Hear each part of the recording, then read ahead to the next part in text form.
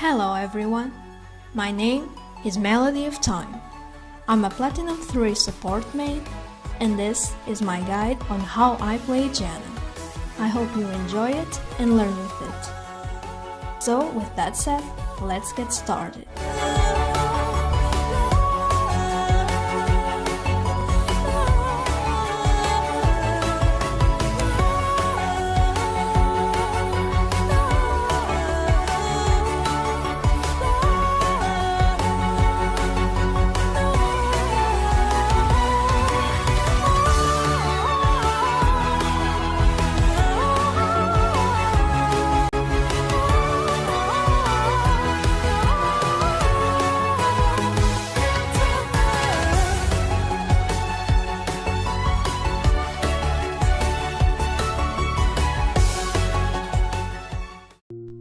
Janna is a support champion that excels at disengaging and protecting her teammates. While other supports like Lulu offer a lot of single target peel, Janna's kit allows her to keep her entire team safe.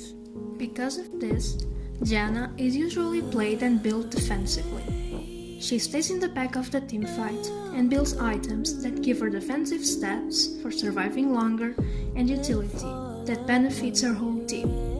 I'll explain her builds better further into the video. The basics of playing any champion is understanding his or her abilities and how they can be used. Let's start with Janna's passive.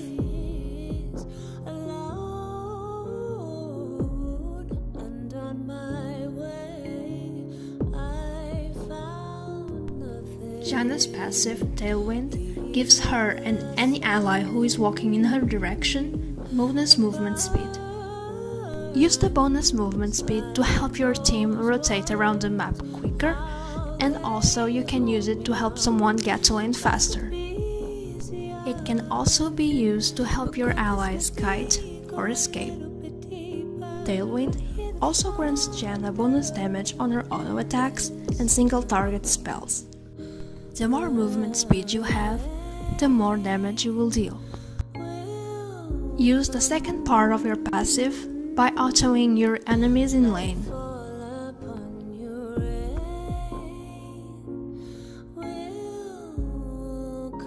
Janna's Q, Howling Gale. Howling Gale is a tornado Janna charges in a direction. You can fully charge it, or you can interrupt it earlier for a shorter knockup and tornado. Whether you fully charge your Q or just use the small knockup depends on the situation, and it's something you can only learn from experience. But here are some ways it can be used. First, the fast Q. As a form of engage in a gank, as a quick disengage, to stop channeled abilities like Jin's ultimate,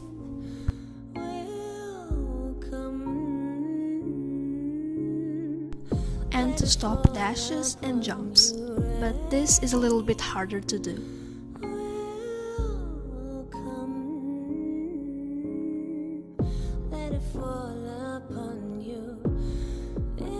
To hit the fully charged Q, be patient and try to imagine in your head where your enemy is going to be in a couple seconds.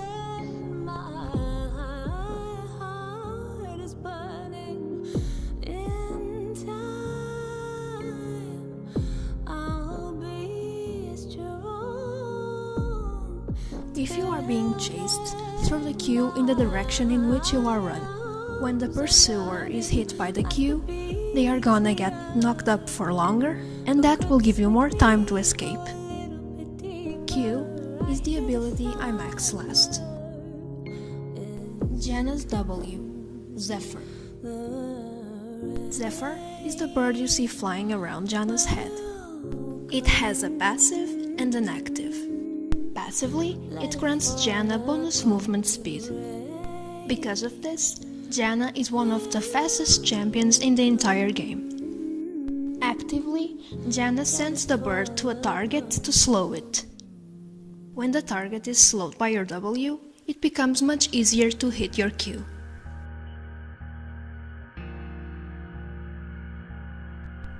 W is the ability I max second.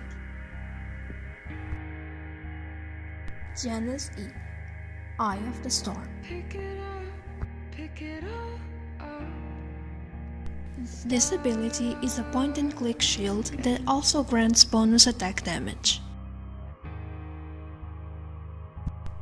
By putting it on an ally, you're not only protecting them from damage, but you are also increasing their damage output. The ability can also be used on turrets, and it's great to keep them up for longer. Her shield is the ability I max first.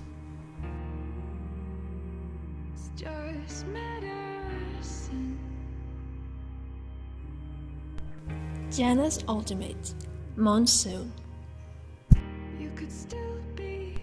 This ability is a knockback AoE heal. It is primarily used for defensive purposes, but just like her Q, it can also be used aggressively. In this clip, I simply use the knockback to push the enemies away and save Jace. Here, I knock back, but I keep on healing, because I know with more health, Caitlyn can keep on fighting.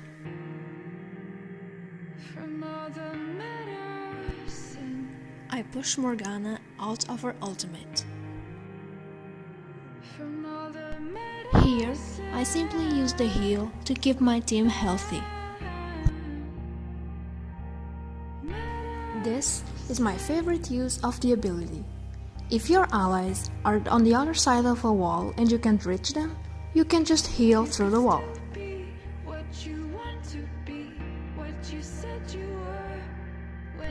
I keep Taric away from Xayah so he can protect her, and I keep Renekton safe. If your enemies get out of position, you can ult them under your tower.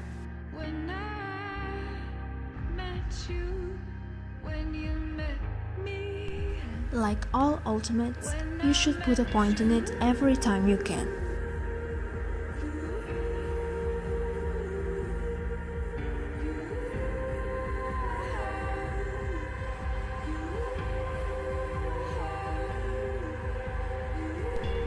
Janna works into almost anything because her kit is just so strong. But these are some of the best scenarios to pick her in. If your AD carry has a strong late game but struggles in the laning phase, if your team overall has very good late game scaling, if the enemy team has one or more divers like Zed, Diana, LYKO, Talon that want to kill your ADC, Janna is perfect to keep them all away.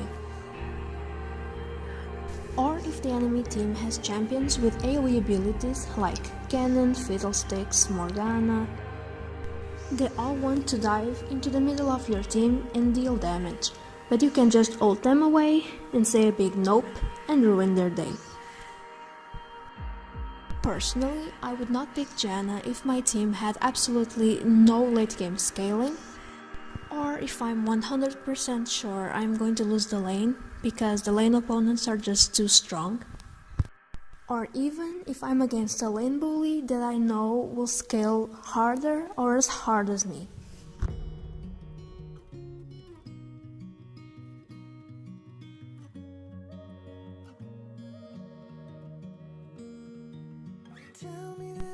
I'm not an expert on runes, but based on what I know, I think this rune page can work for Janna because it focuses on movement speed, cooldown reduction, AP scaling, and all of that benefits the champion. Summon Aerie is the most obvious choice for a support like Janna since she focuses on shielding and protecting her allies. The ultimate hat is a good choice in my opinion since it's very important for support champions to have their ult up as often as possible. Transcendence gives you plus 10% CDR at level 10, and any excess CDR that you might have transforms into AP or AD adaptably. The items you usually build on Janna give her a lot of CDR, and most of the time that CDR exceeds the limit. Now all that excess will have a purpose. Water walking. Since this one gives you movement speed when you're on the river, it's very good for when you're roaming and when you're warding. Plus, since many teamfights happen around the river area, like in the Dragon or Baron Pit, having that extra AP and the movement speed can be very helpful. For secondary runes, I went with the Resolve tree with Font of Life. Every time you use CC on an enemy, they become marked, and any ally that attacks that enemy that is marked gets healed. Revitalize makes your heals and shields stronger, so it's self-explanatory. Remember that these are my personal choices and you are free to do as you please. Pick the runes you think fit your playstyle the best on Janna. For summoner spells, I use Flash 100% of the time since Janna is an immobile champion. As a second summoner spell, I almost always take Exhaust due to Janna's defensive nature, but there are people that like to take either Heal or Ignite. Heal is good if your ADC wants to take Barrier, and Ignite can be good against Soraka, for example, since she relies a lot on her heals, and Ignite cuts her heals off.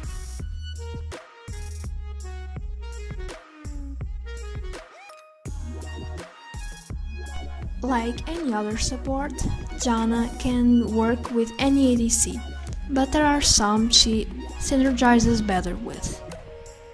I list from personal experience the ones that are awesome with her, the ones that are good with her, and the ones that are okay with her. Amazing synergy with Janna: Jinx, Kog'Maw, Tristana, Twitch, and Vayne. These are, for the most part, champions with no mobility and or very weak laning phases, but that have insane scalings and become monsters in the late game. They need protection during every stage of the game, and Janna is just a perfect champion to provide them the peel they need to carry the team to victory. In Tristana's case, who already has good self-peel, Janna basically makes her unkillable. Good synergy with Janna: Ashe, Caitlyn, Draven, Ezreal, Miss Fortune, Sivir, and Varus. These AD carries aren't as insane with Janna as the first tier ones, but they're still pretty great. Ashe and Kalista are two of the best ADCs at kiting. With a competent Janna by their side, no one can touch them. Miss Fortune becomes very vulnerable when casting her ult in teamfights, and Janna helps her with this. Plus, Miss Fortune is a very fast champion with her passive. With Janna's passive, she becomes even faster. Caitlyn, Ezreal, Sivir, and Varus all have very good poke in lane. If you think these champions already hurt by themselves, put a Janna E on them and they won't just hurt your champion's health bar, they will hurt your feelings too. And what happens when you put the strongest ADC level 1 with a champion that gives him even more power?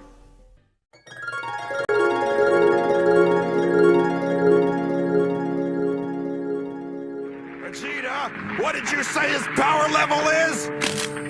It's over 9,000! 9,000?! There's no way that could be right! Sorry, I had to do that. Yup, that's a Draven and Janna lane for you. Oh, and don't forget the team fights, when Draven is killing everyone and can't be killed.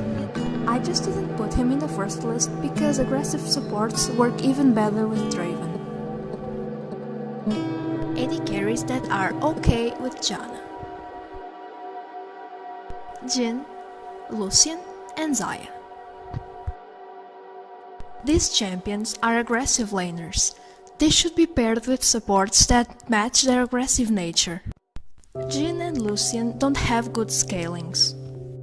They need to make the most out of their laning phase, which is when they are at their strongest point.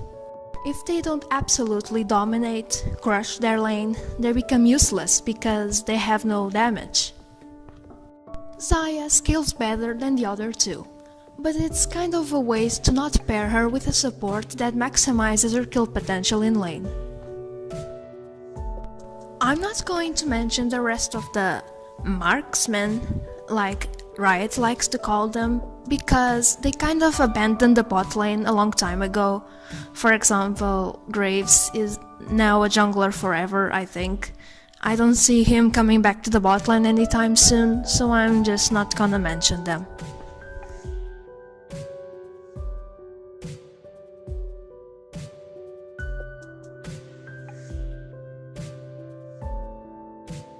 Janna can offer a very safe laning phase to her lane partner. But Janna herself isn't strong in lane. She offers no strong poke, no heals, and no kill potential. Because of this, her lane opponents can pressure her quite a lot in the early stages of the game. However, here are some tips on how to deal with your lane opponents. Keep in mind that some matchups that I find harder can be easier for you and vice versa. Soraka. It's true that Soraka can heal through all the poke you throw at her ADC. But if instead you focus your damage on Soraka, she will both become very vulnerable because she is low, and she can heal her ADC, so she is useless. Try your best to dodge her Q so she can heal herself back up. Beware of her silence since it can stop your ult, and be careful with Soraka's own ultimate, since Sorakas love to use it to bait people into bad fights. During ganks and in team fights, she should be your primary target. Always remember, focus the unicorn. Alistar. Alistar relies heavily on his WQ combo to engage and to be useful to his team. Since Janna can stop his combo with her Q or her ult, she is a really big counter. Against a Janna, there isn't much an Alistar can do. Plus, he is melee and you can poke him easily. Leona. Similarly to Alistar, Leona needs her E to engage, and Janna can stop this. If Leona and her ADC are trying to all-in you, immediately ult to disengage and to heal your ADC through the damage he is receiving. If he is fully healed, he can fight back. Make the most out of the time that Leona's abilities are down, and punish your ADC for it. One tip: once Leona gets level 6, don't stand too close to your ADC, so she can't ult you both. Taric. Dodge his stun. Be mindful of his ultimate when you are trying to kill an ally of his, and you should be fine.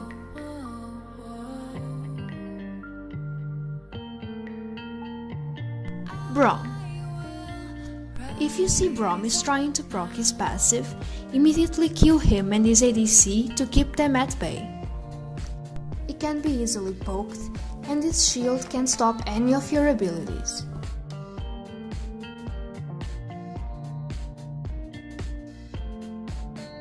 Morgana. Morgana's shield negates all of your CC on a single target. During ganks, bait Morgana into using her E on herself and then focus her ADC. Other than that, shield her poke and dodge her Q. Thresh. In my personal opinion, this is a skill matchup. Thresh is a big threat in lane because of his insane kill potential. Do your best to dodge his hook, and in case he tries to get too close to engage with his E, use your Q. Remember that you can interrupt his lantern.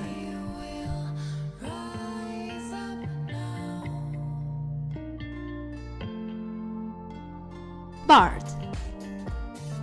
Bard's poke is slightly stronger than Janna's and he has access to heals. Be careful with his Q. Don't stand too close to your ADC and stay away from walls.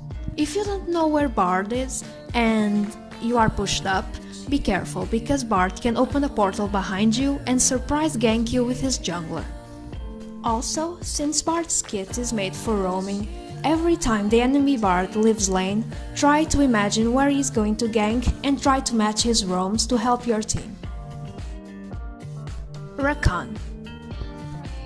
In case Rakan is paired up with an aggressive ADC, play very carefully and watch out for the enemy jungler, for Rakan is an amazing champion to set up ganks. Disengage every time he tries to go in with his W, and wait for him to ult first and then ult. Otherwise, his ult will stop yours and nullify the disengage.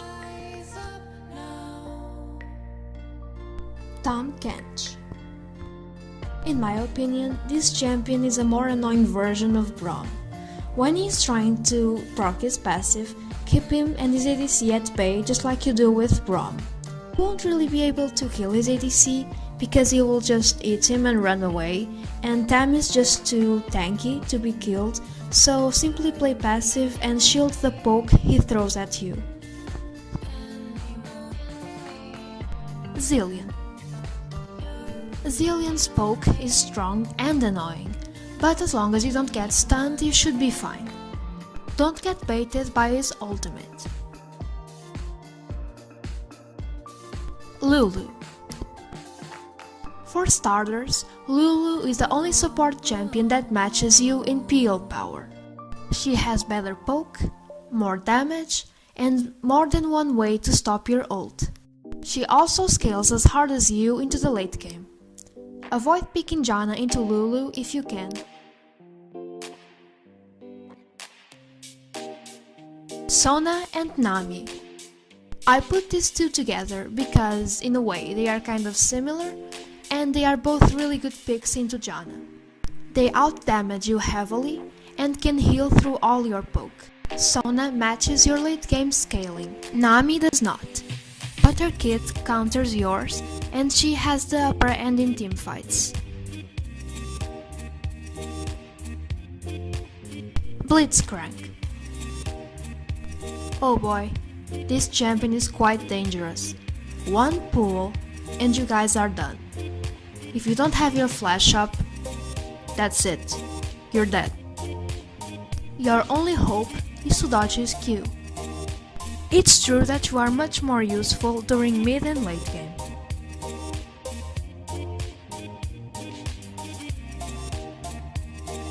AP mages. These champions are a pain. They have so much damage that you simply cannot shield or heal through it. Play very passive, dodge their abilities, and don't overextend for a single second in lane. If you can make it through the early game without feeding, eventually, once you get your items, you will be able to help your team survive their bursts. Nautilus. Nautilus is a scary opponent just like Blitzcrank.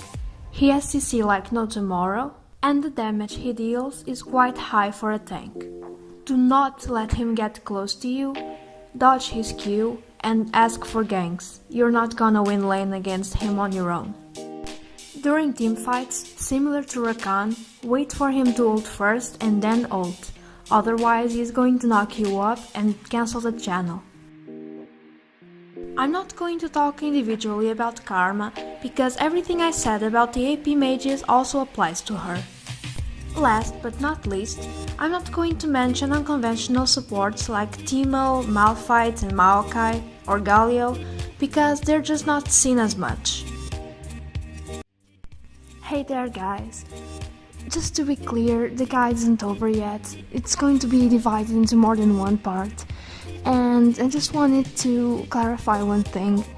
It's not to get more views. Even if getting more views is always a nice thing, it's not why I'm doing this. I know there are YouTubers out there that do this and divide their videos into more than one part when it's unnecessary, but I have my reasons to do it, so please hear me out. The first reason is because I play and edit on a very weak laptop.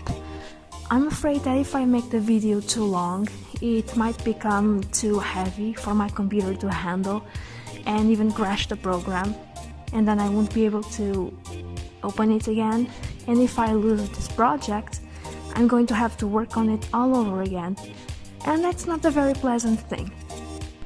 The second reason is, it may not be like this for everyone, but some people look at a video that has 40 minutes and they're like, oh no, it's just so long, it's gonna be boring, I don't wanna watch this. So I think that it may be easier to make 2 videos of 20 minutes, more or less, than to condense everything into a 40-minute long video or something like that. It might be easier on the viewers, and it works better for me because of the problems of my laptop, because it's not a very good one, so I decided to do this. Anyway, leave a like if you liked, leave a comment down below, maybe a question that you might have after watching the guide. Subscribe if you want. And I hope you guys liked it, and have a nice day.